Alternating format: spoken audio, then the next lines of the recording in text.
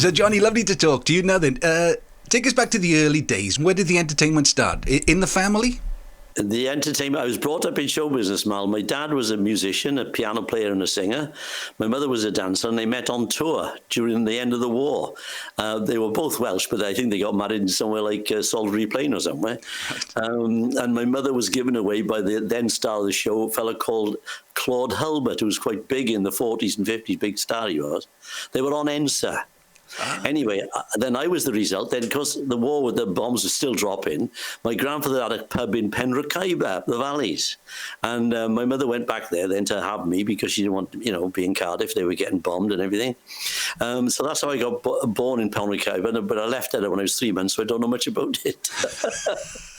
And then I travelled about the country with them then until I was about 8, because they were both in the business, my mother and father. So, I'd be summer season in, like we'll say, Weymouth, and I would be, Glasgow for pantomime. And eventually he gave it up and took a pub in Maesteg. So my formative years were Maesteg. Valley's boy, see? Do you remember those, those exciting times? As a kid, going around the various theatres and everything. Yeah. Do you remember all that? Well, what I remember, I was only 3. I can remember things when I was 3 years old. I was in the dressing room. I was being a bit of a naughty boy. Yeah. And I think my father had gone side the stage and he got the microphone, or the tannoy system. He said, "John, are you behaving yourself?" And it frightened the life out of me. I didn't know who it was. And then he caught me playing with one of the acts, one of the speciality acts. He was a vibraphone player, and I'm playing on the vibraphone. And I had a right row for that. "You don't play with people's props," he said. Because it was the etiquette of the stage. You mustn't touch anybody's stuff, Yeah. And I can remember the chorus girls with their tap shoes going towards the stairs. I can hear the tip-tap of their shoes. And it was so vibrant. And the kids used to show me little bits, the dancers. Yeah. Used to show me little bits when I was little. So it was really in my blood, Yeah. Oh, do you remember getting your first pair of tap shoes? Yeah, I didn't actually start dancing until I was about 13 or 14.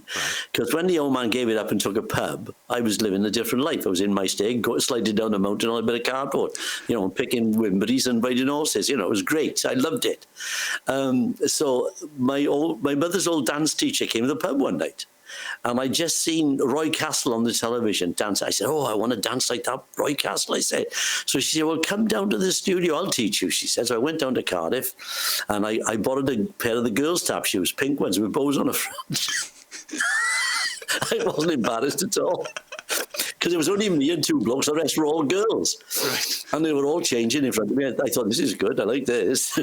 So that's how I started. So my first pair of tap shoes, I was about 14, I expect, yeah. And then I did the dancing school bit until I was blinking heck. I went to work in a shop as a shop assistant in John Collier's. Right. And I'd go to my dance lessons at night, Yeah. And then I didn't actually do any gigs because I wouldn't sing, see. My old man said, "If you don't sing, you'll be out of work by the time you're 30. He said, because dancers got a short life. So I said, "Well, I've never tried that." He said, "Well, you're going to have to try." So he got me singing a few songs. And then I went into a concert party. You remember the old concert parties at the clubs? So there was like how many acts would be on a concert party in those days? And what sort of acts would they be? Well, it'd be a mixture. You'd have a tenor, singing things like "I Walk with God" and all that. And then you'd have a soprano singing "The Chocolate Soldier."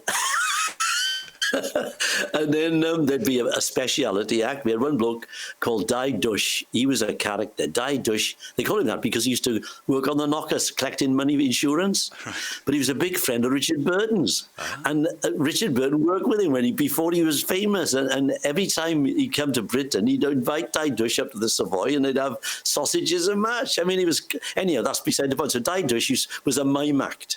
Right. He used to put records on and mime to things like Cocktails for Two and he was very, very funny. But as the years went on, his records got a bit scratched, see? Right. So somebody said, "You've got to get with the new technology," he said, "Di, you've got to get a tape recorder." So he taped the records so there were scratches and all.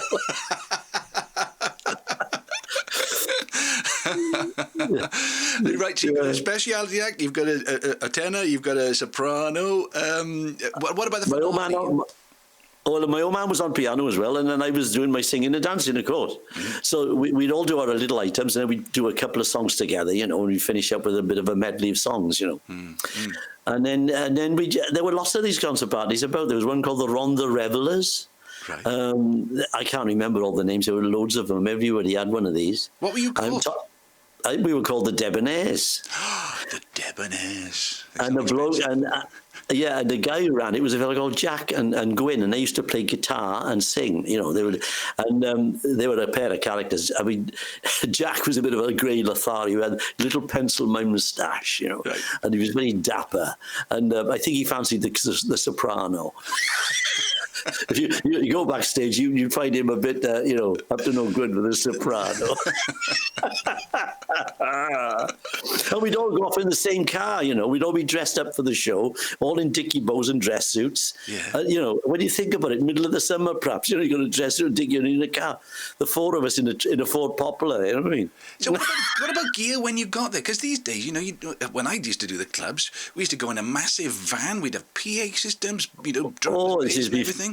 What did you take with you, or did you have gear in the club itself? Well, this is before the good stuff. I mean, we used to take potluck on the gear that was in the club. I mean, and usually it was awful, you know. I mean, it was just some little old tannoy system they used for the bingos. It was up to you. But I suppose people weren't used to the big sounds then, so you got away with it. Do you know what I mean? Yeah. But no, it wasn't very easy singing in those days. But we didn't take any notice because it's all we knew. Yeah, and because when we started doing this on the radio, Brian from the Rydvelin Non-Pol Club, he remembers you going there with your dad, and you doing a Frankie Vaughan impression. Now, how old were you when you were doing that?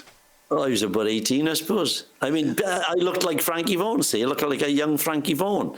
Right. So I used to do Give Me the Moonlight, and the old women used to love it, see, because he was a big star in their days, in the 50s. Yeah. So I'd do Give Me the Moonlight and Tower of Strength and all this stuff.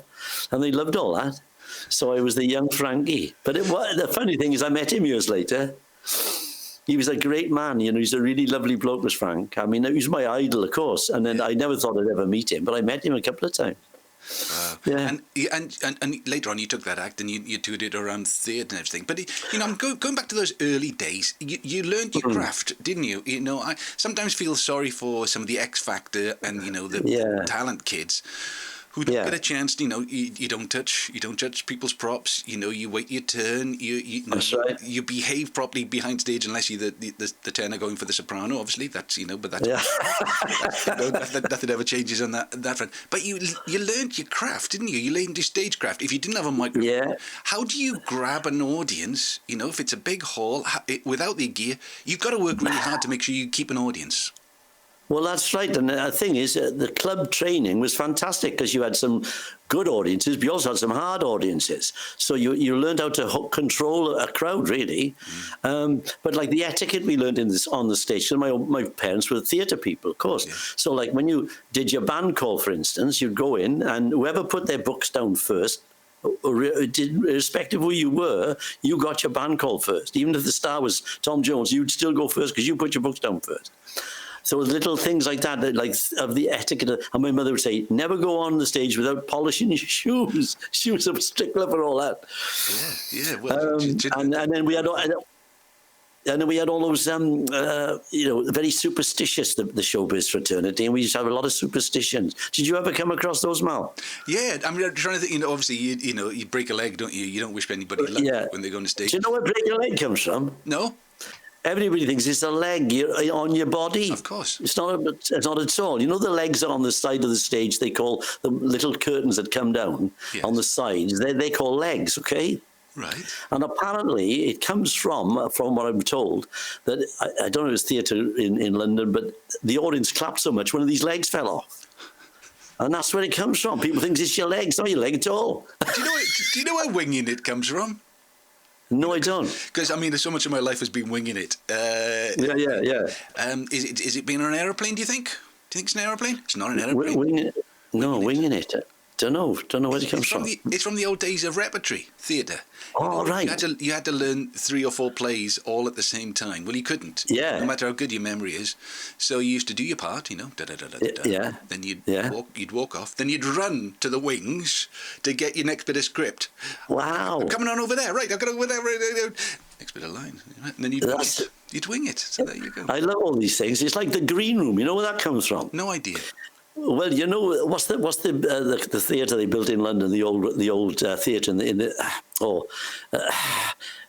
they rebuilt it. Where they used to do the Shakespeare in London. What's it called? They're not the Rose or whatever it's called. I know the Globe. The Globe. The Globe, yeah. The Globe. Well, where they paid the money to go in, right?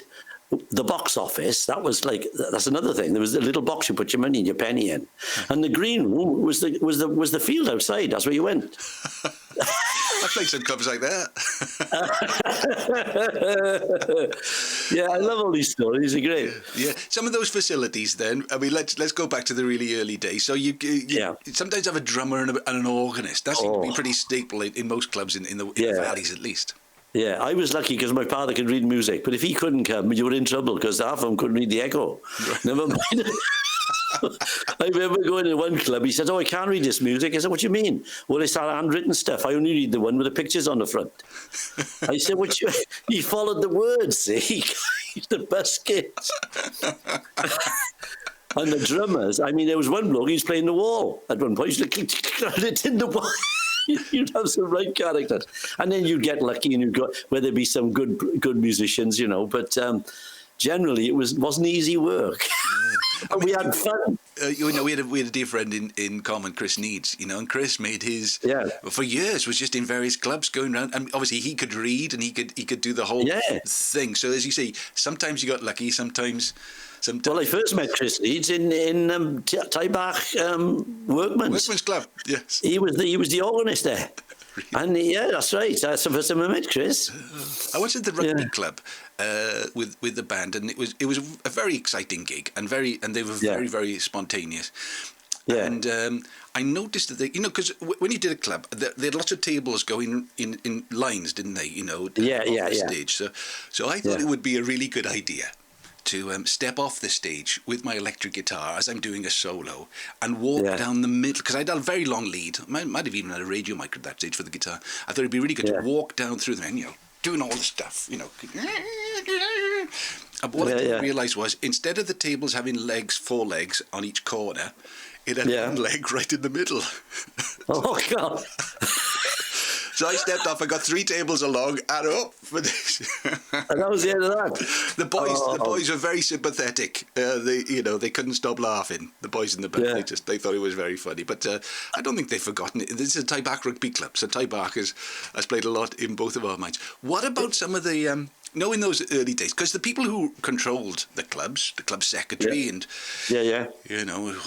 we paid off Tom Jones. I mean, every club I ever played had paid off Tom Jones. I think that's right. Yeah, par for the course, isn't it? The green flying bed was. That's the one where they said they paid him off. I went, we paid Tom off, yeah.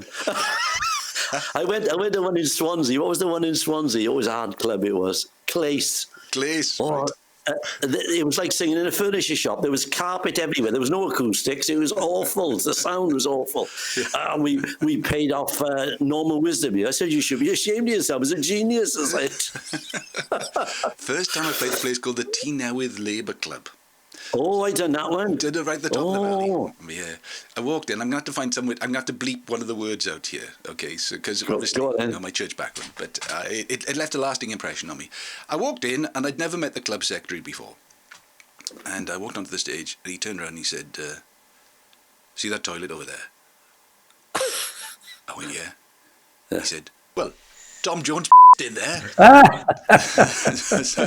And I never quite got over it, to be honest. But anyway, it was a good night at the Tea Newydd Labour Club, and always had a warm welcome.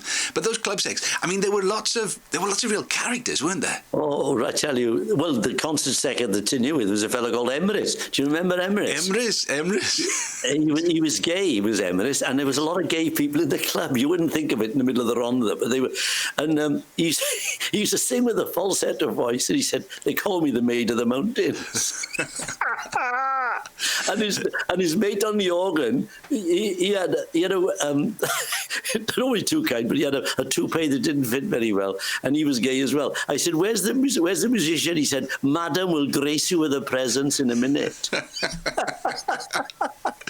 They were very accepting places, weren't they? Oh yeah. I remember taking some friends from Wimbledon.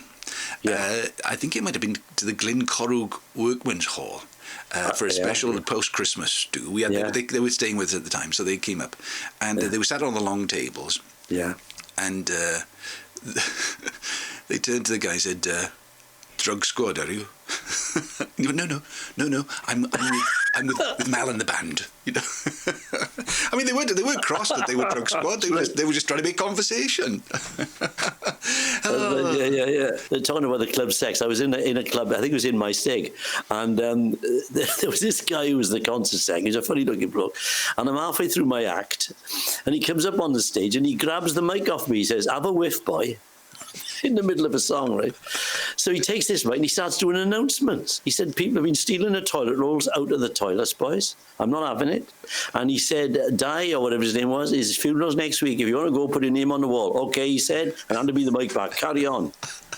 So I came off. I was filming now, and I said to the comic, I said, "That bloke," I said, "he was up there. Did you see what he did to me?" He said, "That's nothing." He said, "He had a jumble sale when I was up."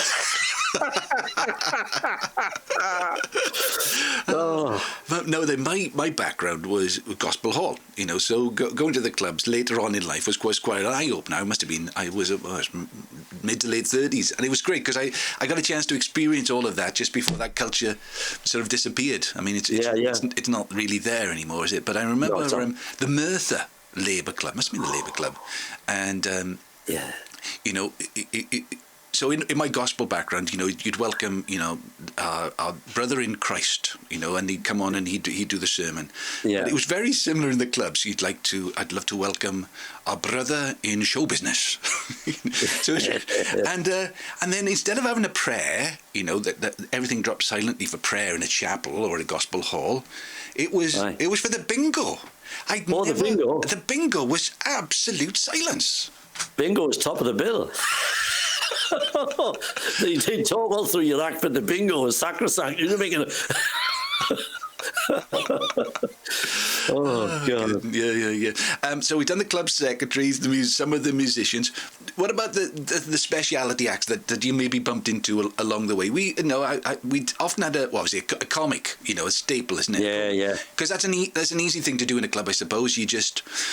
You turn up, you got a microphone, you don't need too much equipment. Yeah, but I tell you what, there was no blue gags in those days. They wouldn't swear and F and blind like they do now. Yeah. I mean, there was a bit of respect in a way, but they were funny men. Yeah. There was one bloke I worked with called, what was his name now? Evan John, and he was about 4'2". Right. And he was a very funny little comic, and at the end of his act, he'd finish it by playing a mouth organ with his nose.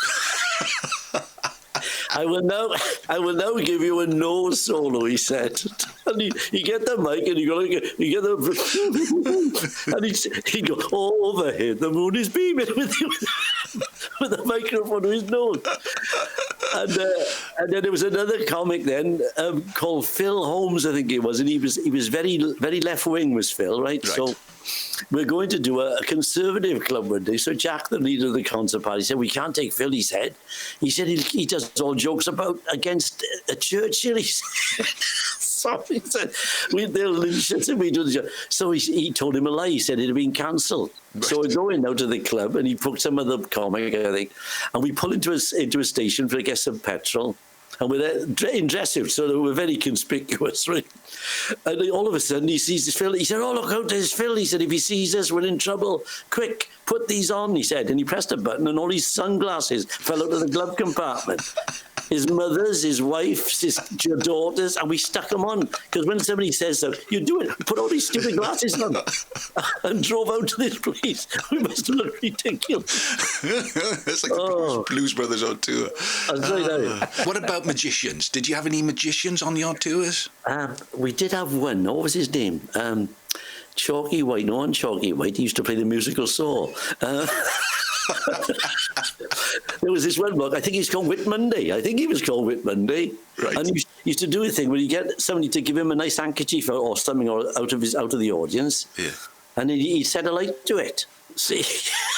He's supposed to make magic it back to normal. And this bloke came in with a lovely silk hanky, and he burnt a hole in it, and he said, "I'm sorry, it went wrong." He said,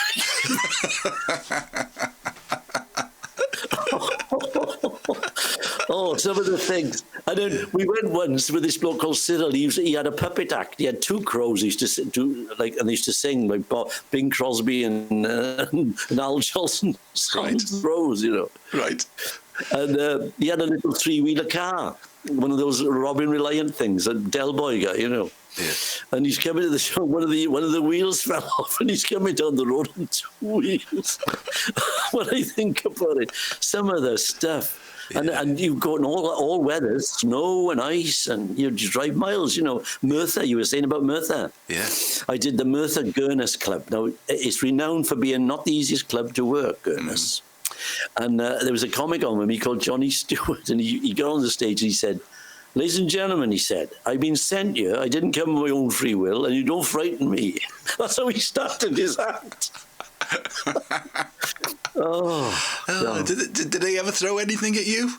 No, I never got anything thrown at me. I got mobbed on the stage once. Really? Some girls in the hen party decided to jump on the stage. Yeah, I was doing my Tom Jones impression, right in my hips, and these girls had had a few drinks. They were in a hen party with all the gear on, and they jumped on the stage. Yeah. Now it sounds like it's wonderful. It's quite frightening when you got about 12 girls on top of you tearing your shirt. I said, "Hang on, it's a new shirt."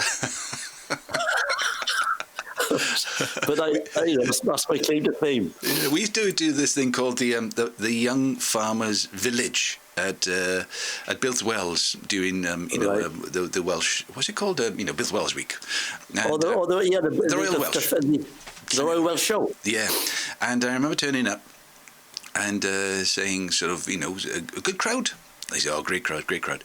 Obviously, last night's band got bottled off. Bottled off, I mean.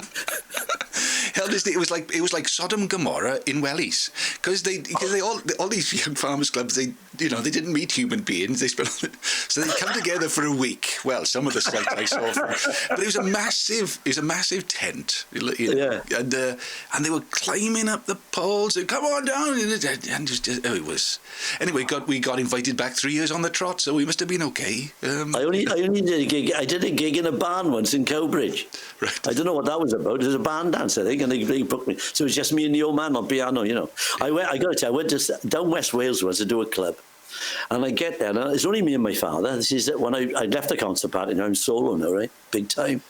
And we go down there, and I say, "Where's the piano?" "Oh, we haven't gone. We got this." He said, "It's a euphonium." I said, "I can't do my euphonium." But we did it somehow. I don't know how we did it. Oh, God. And I suppose that's where all the experience comes through, even if it's just a euphonium. You can still do the show. All right, well, look, we've started our first podcast. Right. Some of the stories. I suppose if anybody's listening now and wants to ask any questions, if they drop us an email or a comment on the video below, or send us a message on Facebook or to our Twitter accounts or anything like that. It's Tudor Johnny on Twitter, isn't it? Tudor Johnny. Yeah. And TheMal Pope on most of them, Instagram and all those as well. If you've got any questions, but we might return to the whole thing about working in the clubs. But obviously, there's a long way to go from the Reedvelin Non-Pol Club to the London Believe. That's right, and we will cover all those stories along the way. But can I just say thanks very much for joining us for our first podcast. So it's goodbye from him. And it's goodbye from me.